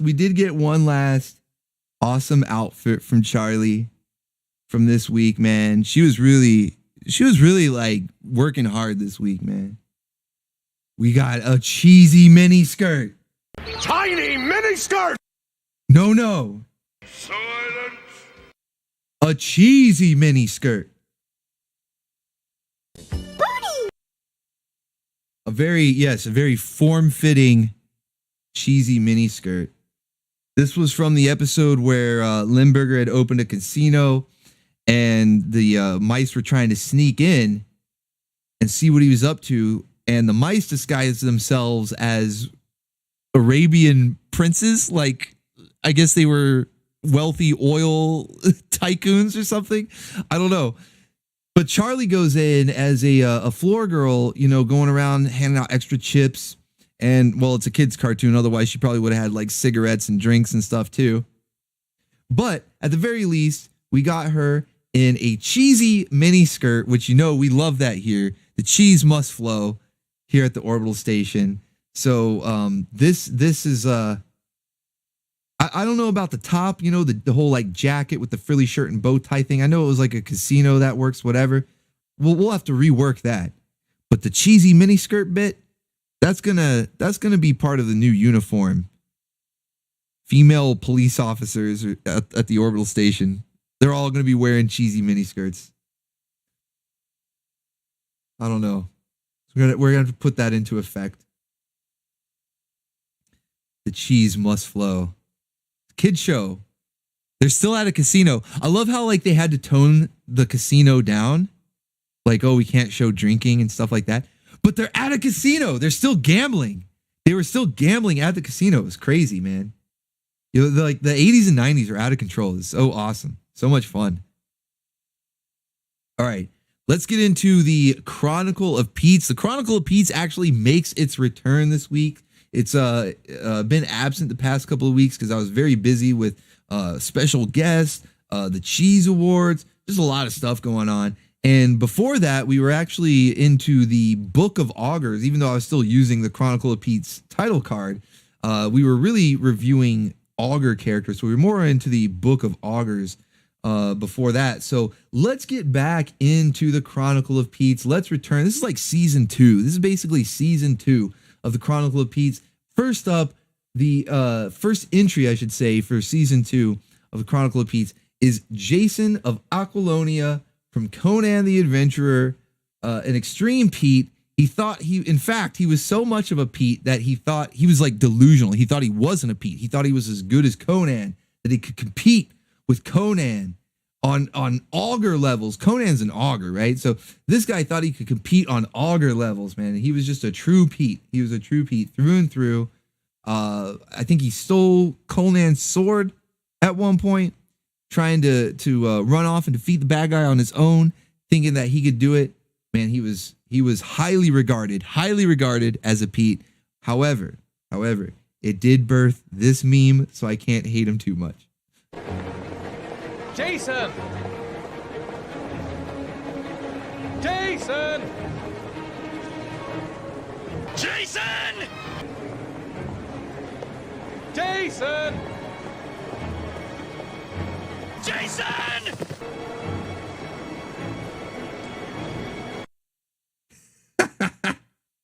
So yeah, I can't be too mad at him because he did birth that meme. That's a favorite. It's a personal favorite of mine. Press X. Press X to Conan. Hell yeah. All right, it's time. It's time once again, chat. We're here. We're at everybody's favorite segment of the week, the waifu roundup. Get your lassos ready. Get those lassos ready. Start thinking about who you want in your stable. Because when you have to limit it down to 5, you have to really like start picking and choosing. Like, who are you going to have in your stable if you can only choose 5? I think that's what's going to make it interesting to review people's waifu stables in the future. Is that if you can only pick 5, which 5 are you going to pick? Obviously, we all have our favorites, and you can have as many favorites as you want on your own. But for the gimmick, for the waifu stable gimmick, I think it's going to be really interesting to see. So be thinking about that as we do our waifu roundup this week and introduce a few new waifus into the mix to be wrangled. Somebody's got to get them in their stable. We can't just leave them out in the cold. So won't somebody give these waifus a home? Somebody please wrangle them up. So get your lassos ready. Let's go. First up, we're going to be talking about Ruin Explorers because most of the Saturday morning cartoons that we watched last week were shows that we had seen before and have wrangled the waifus from them before. But Ruin Explorers was brand new, pretty much came out of nowhere. I don't think anybody was really expecting it. Master Kraken likes, he was probably the only one because he likes this anime. He had talked about this to me before, and I was like, oh hell yeah, if I can get that past copyright, I'm definitely putting that on the channel at some point. So Ruin Explorers came out of left field. It was awesome though. It was a lot of fun. Nice fantasy adventure packed with waifus, starring 2 waifus, but also with a few waifu side characters. The main 2 were Irie and Fam. Irie is the one on the right here. Fam is the little like, I guess she's like half squirrel. Is that what she said? She said she was half something. I think squirrel. But she's the cute one. I mean, they're both cute, but like Fam is super extra adorable cute. And my personal favorite between the 2 of them, really from anyone in the cast. We didn't really get to see too many of the additional characters. Obviously, it's based off a manga, and of course, the manga expands a lot further. But the OVA series, we only got to see a few additional waifu characters. One of them was sort of this like evil waifu that's not actually evil and ends up becoming good or joining them or whatever, kind of like a Vegeta type character. It was all sort of rushed because there's only 4 OVA episodes. But Fam, I did want to show this. This was actually some fan art. I just thought this was a really cool, like, reimagining. It's slightly different art style, a little bit more meat on their bones compared to the other art style. The art style that they have is this one here that's from the actual anime is reminiscent of like Slayers. I've seen a few things that have this sort of art style, but definitely reminds me of Slayers. I've seen some other people compare it to Slayers as well, so I know I'm not the only one there. But yeah, it's not bad. But if I had one complaint, it's that the characters overall, like all of them, with the exception of a few, but most characters are like too skinny, way too skinny. So I thought that this was a pretty cool rendition, like an artist's take on the characters, giving a little more meat on the bones, making them a little thicker, kind of like what we're used to here on the Orbital Station. This is how we like our waifus, you know. We like them extra thick. That's every time I order, every time I pick up the phone and order extra thick. Yeah, so I thought this was pretty cool. But my personal favorite, like I said, Fam, she was my personal favorite between the 2. And I don't know, man, she's just adorable. She was like super cute. I think some people might have found her obnoxious. She had kind of like a squeaky voice and she was really hyperactive. And she was like right there on the borderline of being too obnoxious, but she never crossed that line for me. She was just adorable, you know? So like she was my favorite. She was my favorite from that series. Pretty much like from the whole weekend. I mean, we've had waifus that we've wrangled before, like I said, so there's probably waifus that I would consider more favorite, but from that particular weekend, she was kind of like the star attraction, in my opinion. But during the week, we watched Biker Mice from Mars, which even though it was the tail end of the series, we were finishing the second season and watching the brief third season. There's only like 11 or 12 episodes in the third season. So as we were finishing that, they still crammed a few new waifus, phrasing, crammed a few new waifus into the show. So we've got Harley here, another mouse in the house. So we had Carbine, and then of course Musette, which is our OC mouse waifu. But Carbine was a previous mouse waifu from Biker Mice, and now we've got Harley, so another mousy waifu. And you know, it's kind of funny because like in real life, if you see one mouse, there's more. Like if you see a mouse in your house or in your garage or whatever, there's more somewhere, like in the walls or like hiding out somewhere. And it's just kind of funny that like we saw the one mouse waifu with Carbine way back in volume 3 or 4. And then Musette, you know, she kind of inspired Musette to be an OC waifu mascot for the channel. And then Harley shows up, and who knows? There's probably going to be other mouse waifus that are going to show up from other shows, or maybe Musette will evolve and have new forms. And I don't know. It's going to be crazy, man. Lots of mouse waifus. It's just kind of funny to me that if you see one, there's always more. There's always more. Oren says mice waifus should be 3 for 1. It's pretty much what you get. I mean, you always get like a bargain deal with mice foos.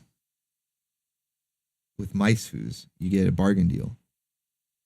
But we also got an evil waifu, truly evil, not just a little evil, all the way evil. And her name was ironically Angel. Although I think that was a play more on fish because she was a Plutarchian, so she was like a fish woman. So I think it was like Angel Fish. But it was kind of funny that her name's Angel and she was like super evil, super evil. Even when she was still trying to, you know, fool everyone and get along with the Biker Mice.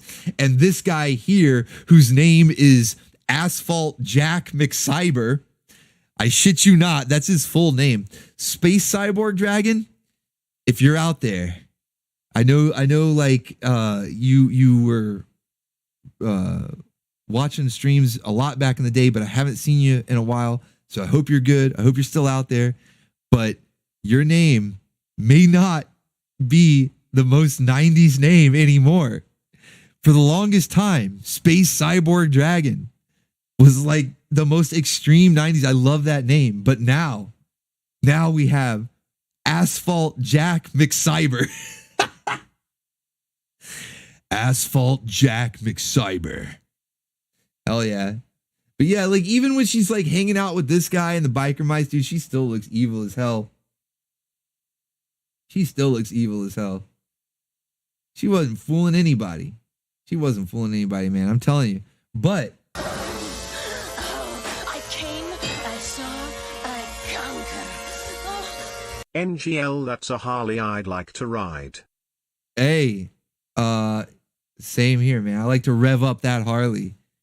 Like to rev up that Harley, as Harley said. Hell yeah, man. Thank you for the super chat. Pizza rolls for you, good sir. And some waifus. Let's get some waifus swinging around. Yoko better enjoy swinging around while she can. She's going to be replaced. It's going to be replaced by Savage Land Rogue soon enough. So yeah, we've got man, I just blanked out, man. I'm on the Zook still.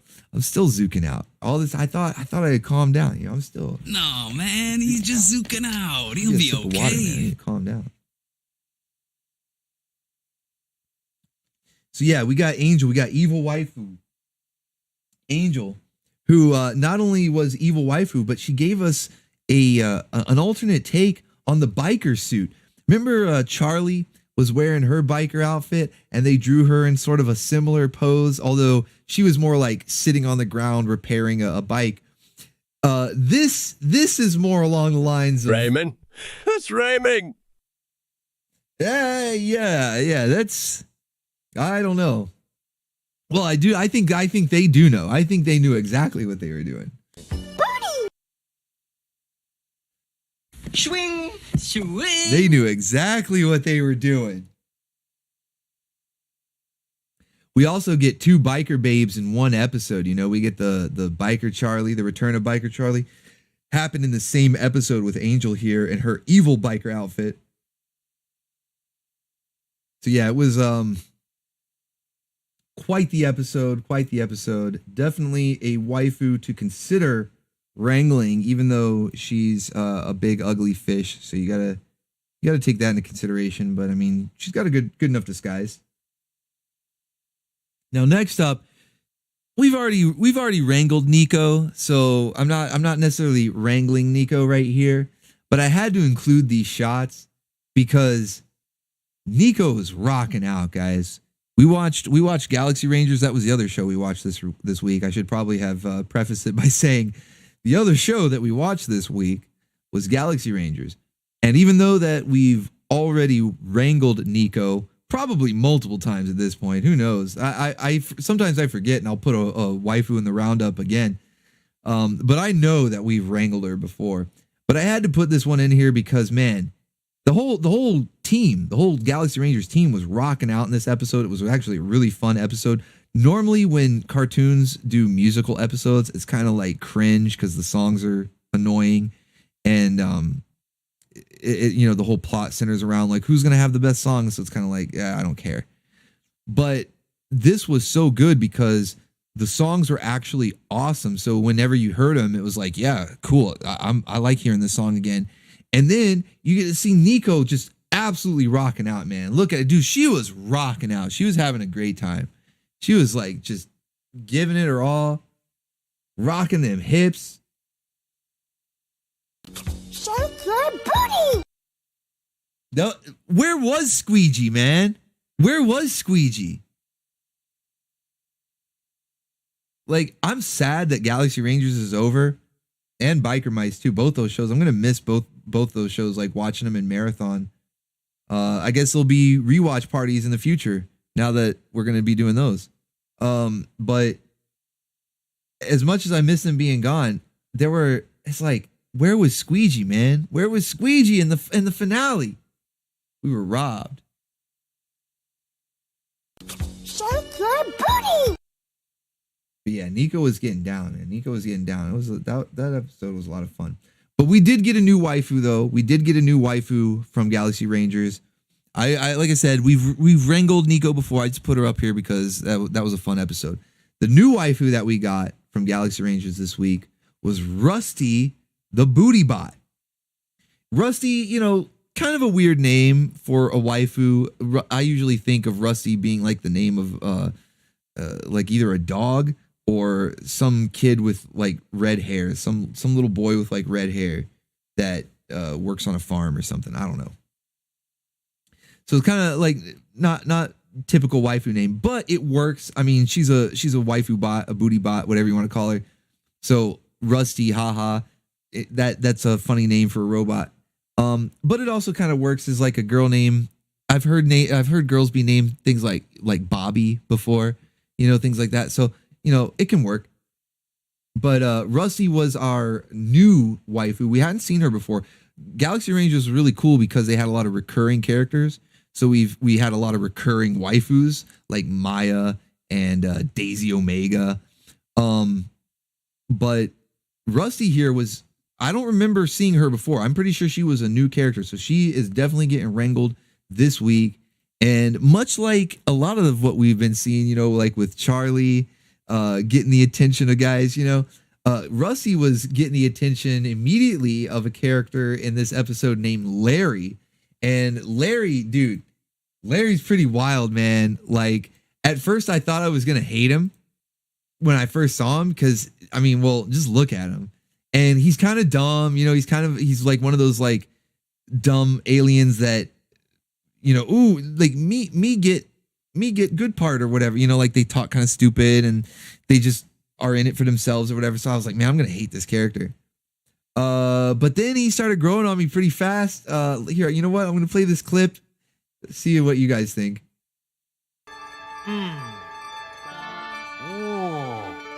Igna plignum. Wow! I turned on Mogul's computer ball. Larry the Saucer. I like it. Oh, it's those pesky furballs in the village. Zowie.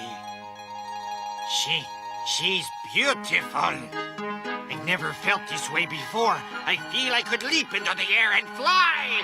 Ouch!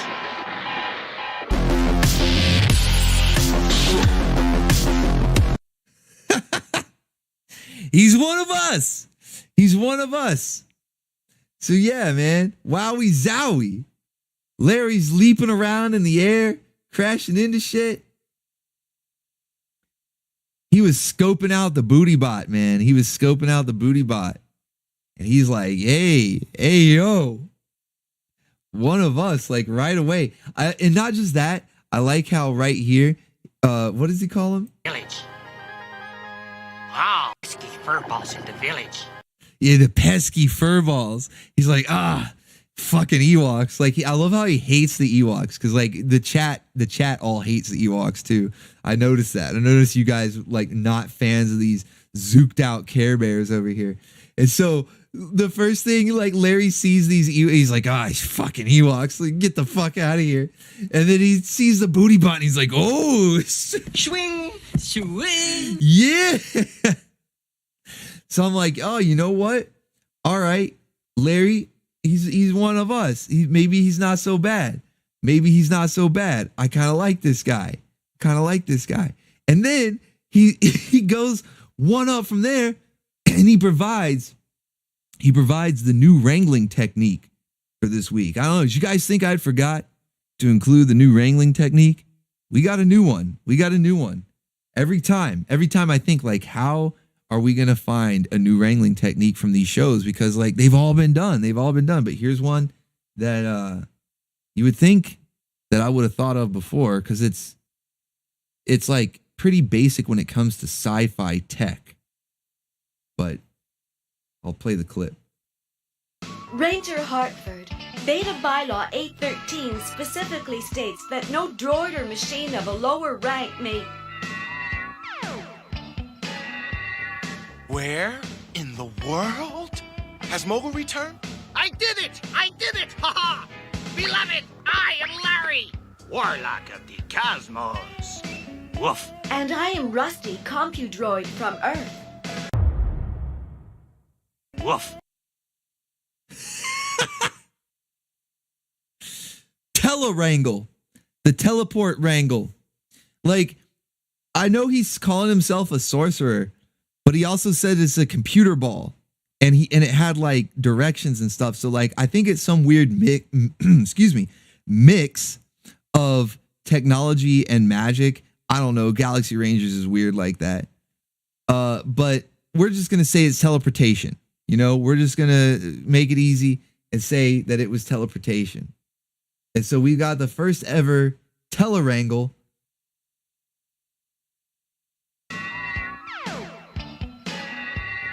Where? Got her. And then immediately, he doesn't even wait. He just starts rizzing her up. Like as soon as she appears, just starts to rizz. Beloved, I am Larry, Warlock of the Cosmos. Woof. And I am Rusty, Compudroid from Earth. Woof.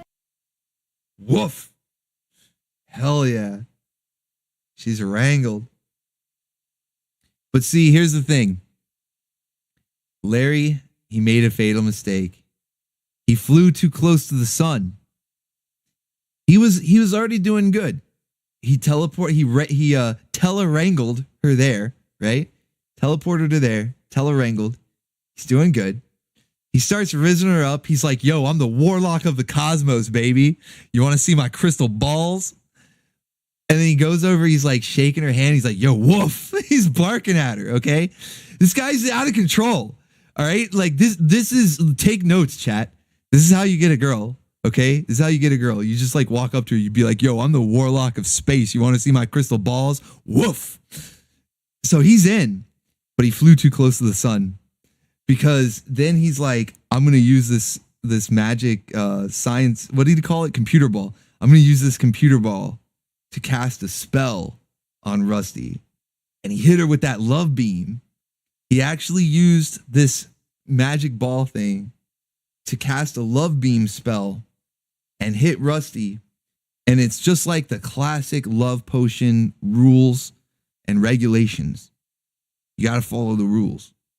That when you're hit by any sort of love spell, potion, beam, arrow, ray, anything like that, right? The first person you see after you're hit is who you're madly in love with. Everybody knows. It's like universal. It's a universal rule for everything. So Larry, he's flying a little too high. He was zuking out. And he was doing good on his own. He probably didn't even need the love beam, but then he hits her with the love beam, man. Knocks her out. She's stunned. Stuns her with the love beam. Too bad it's Sunday, though. Too bad it's Sunday because Larry doesn't think straight on Sunday and he doesn't remember the rules. And he hits her with the love beam, knocks her out, and then he just stands there. He stands there. He does absolutely nothing. He's like, all right, well, I guess I'm done. He doesn't remember the rules, man. He should have immediately rushed in and basically hovered over her, you know, like, hey, baby, I'm just watching you sleep, you know, and been the first thing that she sees. But instead, Doc was the first one she sees. And so she becomes infatuated with Doc, much to Larry's chagrin. And it looks like Doc might even be, a little too much for him to handle. Yeah, the first person she saw was Doc. And so now she's Doc's booty bot. You snooze, you lose, Larry. You were so close, man. You were so close. You had her, dude. You had her, Larry. You had her. Snooze, you lose. Yeah, now she's asking, what's up, Doc? And Doc's like, my penis. You know who she reminds me of, though? She reminds me of Silica from Star Chaser, man. Total booty bot vibes. Like actual booty bot vibes. She's just the gold version. We have the silver, and Rusty's the gold. Gold plated, different hairdo, costs a little extra. Me personally, I still like Silica, man. The original booty bot, man. She was my favorite. It's kind of funny how they both ended up getting reprogrammed to be horny for the for the dude. Both of them, dude. Like Rusty was just like a normal robot, and then she gets reprogrammed and she can't keep her hands off Doc. And like Silica was a normal robot, and she gets reprogrammed. She can't keep her hands off. So like, it's kind of, is it art reflecting life? Life reflecting art? It's hard to say, man. Chicken or the egg, man. I don't know. I don't know. It's crazy. It's crazy, dude. But, you know, despite all of that, I'm still declaring Charlie as waifu of the week because Winch Fight 95 and all of her different outfits, she's an ammosexual. I don't even care. Push all these other waifus to the side. I'm putting Charlie in the spotlight. Charlie girl, waifu of the week. Fight me. Fight me at the winch. Fight me at Winch Fight 95 in the ring for the championship belt.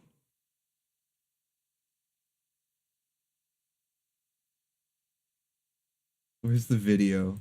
Where's the promo package? Hey, but you heard him. I'm a fighting kind of wench. Oh, great. See you at the next wench fight. Yeah! Let's go!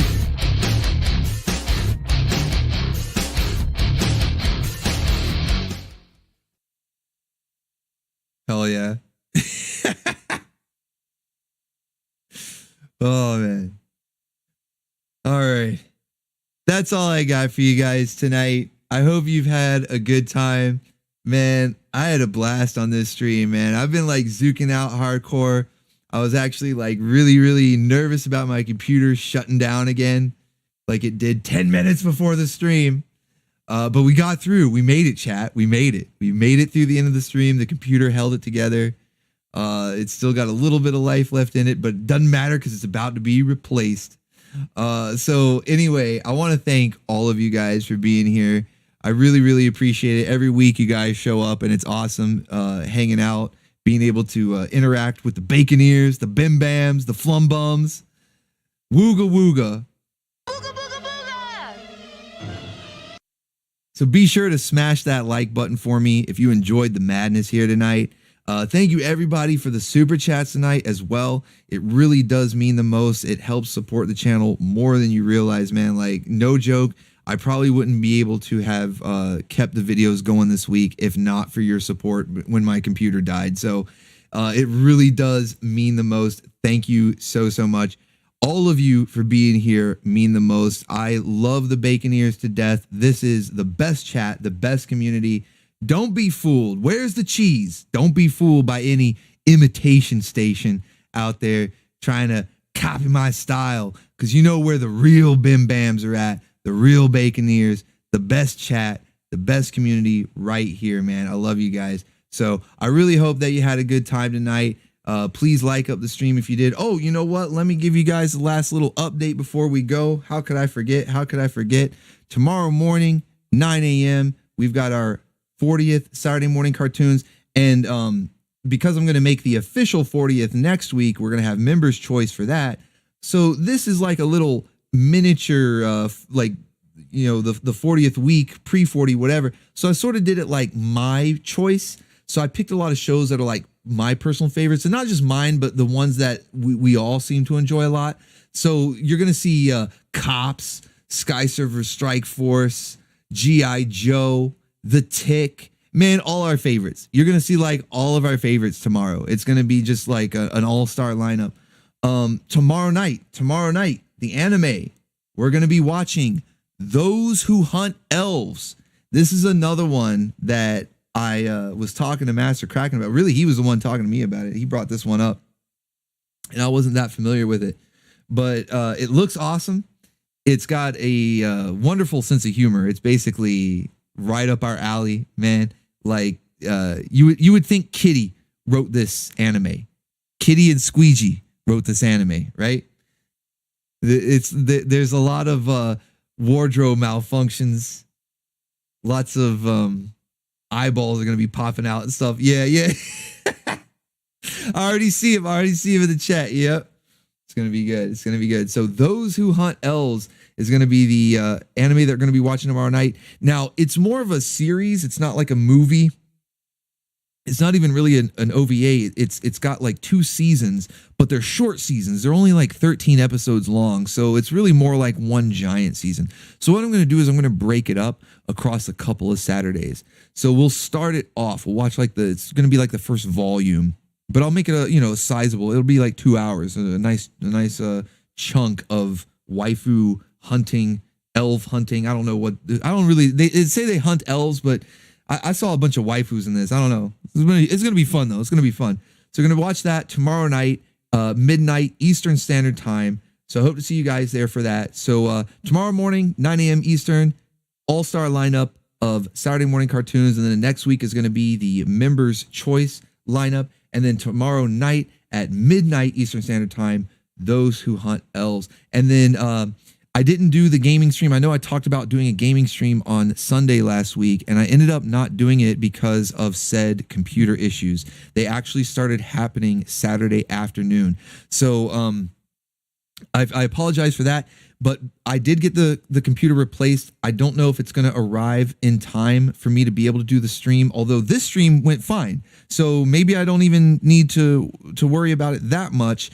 And maybe I'll just go ahead and try the gaming stream. The only reason I'm hesitant is because with a game running in addition to the stream and stuff, it might be too much and crash the computer. I don't know. We made it tonight, but I only had a few Google Chrome tabs open. I didn't have like, a game running and all this other stuff. So we'll see how that goes. If the computer arrives and I can get it all set up, then yeah, we'll do the gaming stream Sunday that I meant to do last Sunday and play a bunch of games based on Saturday morning cartoons. So hopefully I'll be able to see you guys there for that as well. But if not, we've got plenty for tomorrow. So we're going to have a fun weekend. So I hope you guys enjoy the rest of your weekend. Oh, and one last thing as well. Man, I'm sorry. I'm just so out of it, guys. Lex Express on the second channel should be ready at midnight. The upload was like 75%. I was like nearly done when my computer shut off. So I'm going to have to start that upload over as soon as I end the stream here, but it should take only like 30 to 45 minutes, less than an hour. It should be ready by midnight. So Lex Express will be happening, even though you don't see it up just yet. Just trust me, it'll be there by midnight, or at least around midnight. Even if you don't see it right at midnight, just keep looking. It'll be there. So all aboard the Lex Express over on the second channel if you want some live action, weird, super weird sci-fi goodness over there. Otherwise, I'll see you guys tomorrow. Have a great rest of your night. Stay awesome. God bless you all. And remember, until all is one. Yes, until all is one. Thank you for visiting me. It's been real.